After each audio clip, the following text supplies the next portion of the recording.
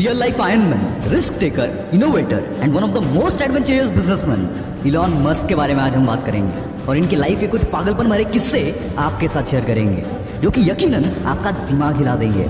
बस आखिरी लाइन तक सुनना, एक भी सेकंड आपका वेस्ट नहीं जाएगा।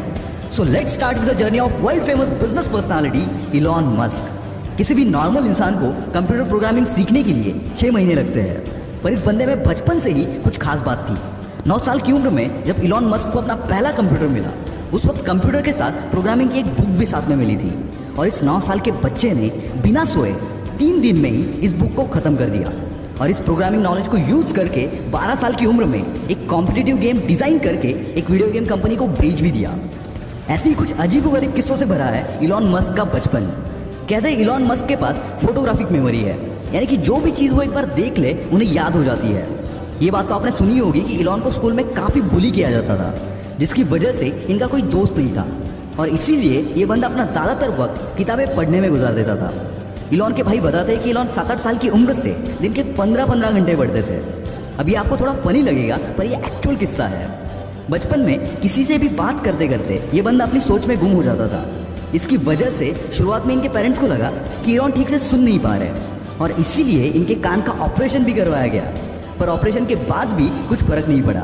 और फिर उनको पता चला कि इनका फोकस लेवल इतना ज़्यादा है कि अगर ये कुछ सोच रहे होते हैं तो उन्हें आसपास की आवाज़ें तक सुनाई नहीं देती। वैसे तो इलॉन बचपन से ही इनोवेटिव होने के साथ साथ बिजनेस माइंडेड भी थे, वरना कौन सा 12 साल का बच्चा खुद का प्रोडक्ट बनाकर कंपनीज को बेचने की सोचता है।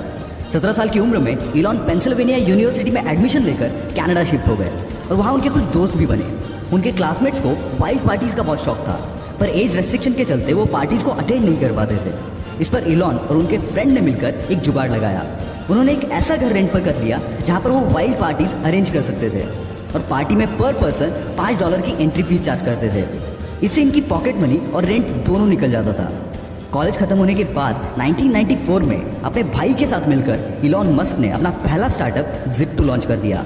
Zip2 से लेकर SpaceX, टेस्ला और OpenAI तक जितने भी स्टार्टअप इलॉन मस्क ने स्टार्ट किए, उन हर एक में इनोवेशन इस बंदे का प्राइमरी और सबसे स्ट्रॉन्ग पिलर था।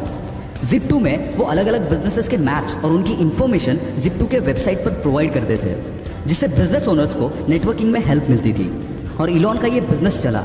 केवल 5 साल में इलॉन ने ये कंपनी $307 मिलियन के वैल्यूएशन के साथ कॉम्पैक्ट को बेच दी और इसमें इलॉन का शेयर $22 मिलियन का था।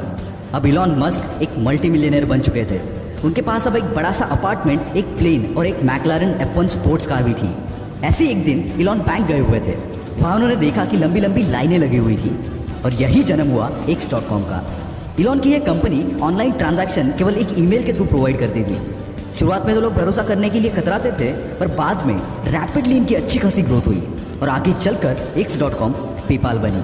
2002 में eBay ने पेपाल को $1.5 बिलियन के वैल्यूएशन के साथ खरीद लिया। इसमें इलॉन मस्क सबसे हाईएस्ट यानी कि 11.7% के स्टेक होल्डर थे। उसके बदले उन्हें $165 मिलियन मिले और पेपाल के इसी डील के बाद जन्म हुआ पेपाल माफिया का। मतलब ये कि इसमें जितने भी शेयर होल्डर्स थे, उन्होंने पेपाल बेचने के बाद खुद की बड़ी बड़ी कंपनीज बनाई, जिसमें यूट्यूब, लिंक्डइन, SpaceX, टेस्ला, कीवा जैसे बड़े बड़े ब्रांड शामिल हैं।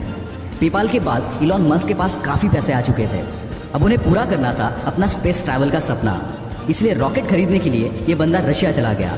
वहाँ रॉकेट का नॉन निगोशिएबल $8 मिलियन का प्राइस सुनकर ये बंदा खाली हाथ वापस चला आया, पर आते टाइम अपने साथ एक जज्बा लेकर आया कि अब रॉकेट तो मैं खुद बनाऊंगा। पर किसी भी चीज़ को जीरो से शुरू करना इतना आसान नहीं होता, कई बार हार का सामना भी करना पड़ता है। पर इस बंदे ने किताबें पढ़कर, एक्सपेरिमेंट कर करके रॉकेट को बनाना चालू किया। साथ ही इलेक्ट्रिक कार बनाने वाली कंपनी टेस्ला में भी इन्वेस्ट किया, पर इतनी कोशिशों के बावजूद नाकामयाबी बंदे का पीछा छोड़ने को तैयार नहीं थी। एक के बाद एक रॉकेट्स के टेस्टिंग फेल हो रहे थे। यहाँ टेस्ला भी फंडिंग ना मिलने की वजह से डूबने की कगार पर थी। एक समय तो ऐसा भी आया जब इस बंदे के पास आखिरी $40 मिलियन बचे थे और दोनों भी कंपनीज डूबने की कगार पर थी। इनके सामने 2 ऑप्शन थे, SpaceX में सारा पैसा लगाकर टेस्ला को डूबने दो या फिर दोनों में आधा आधा पैसा लगाकर दोनों को डूबने दो। और ऐसी सिचुएशन में इस बंदे ने दूसरा रास्ता चुना और फॉर्चुनेटली इनका चौथा रॉकेट चल पड़ा और साथ ही साथ इनकी किस्मत भी। SpaceX की कामयाबी देखकर नासा ने इनको $1.5 बिलियन का कॉन्ट्रैक्ट दिया, जिसने इनकी डूबती नैया पार करा दी। SpaceX और टेस्ला के साथ साथ इलॉन मस्क की कई सारी कंपनीज हैं जो कि इनोवेटिव कंपनीज हैं। जिसमें द बोरिंग कंपनी जो कि ट्रैफिक कम करने के लिए कई सारी जगहों पर वर्ल्ड क्लास टनल बना रही है। हाइपरलूप 1 जो कि एक नए तरीके का ग्राउंड ट्रांसपोर्ट है, जिसके जरिए हम 700 माइल्स का डिस्टेंस 1 घंटे में कवर कर सकते हैं। न्यूरालिंक जो कि एक अपाहिज इंसानों के लिए ब्रेन मशीन तैयार कर रही है, इसके चलते वो नॉर्मल इंसानों जैसे सारी चीज़ें कर पाएंगे। ओपन एआई ये कंपनी आर्टिफिशियल इंटेलिजेंस पर रिसर्च कर रही है। साथ ही इलॉन मस्क स्टारलिंक नाम के एक प्रोजेक्ट पर काम कर रहे हैं, जिसके चलते वो 12,000 सैटेलाइट स्पेस में भेजेंगे, जो कि अर्थ की ऑर्बिट में एक स्टार जैसी चेन बनाएंगे। और इसी स्टारलिंक के जरिए पूरी दुनिया में हर जगह इंटरनेट प्रोवाइड किया जाएगा। दोस्तों, जहाँ पर किसी भी नॉर्मल बंदे की सोच खत्म हो जाती है, वहाँ इस बंदे की सोच शुरू होती है। और यही बात इन्हें इलॉन मस्क से द इलॉन मस्क बनाती है। दोस्तों, बिग शॉट की अगली स्टोरी आप किस पर देखना चाहते हो, कमेंट में ज़रूर बताना। वीडियो में दम हो तो सब्सक्राइब करो और वीडियो को फैला दो यार।